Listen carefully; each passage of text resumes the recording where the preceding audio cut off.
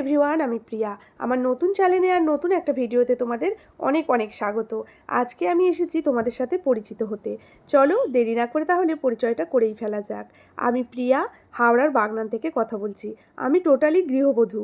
রান্না করতে ভীষণ ভালোবাসি, তার সাথে ছবি আঁকতে ভালোবাসি। আর এই যে দেখছো আলপনা আঁকা হচ্ছে, এটা আমার সবচেয়ে প্রিয় বিষয়। তাই ভাবলাম প্রথমেই তোমাদের সাথে আমার প্রিয় বিষয়টাই তুলে ধরা যাক। এবছর দুর্গাপুজোর ষষ্ঠীর দিনে আমি আমার হরিতলাটা এইভাবে আলপনা দিয়ে সাজিয়ে তুলেছিলাম, আর সেটাই তোমাদের সাথে শেয়ার করলাম। তোমরা কিন্তু অবশ্যই কমেন্ট করে জানিও তোমাদের এই আলপনাটা কেমন লাগলো।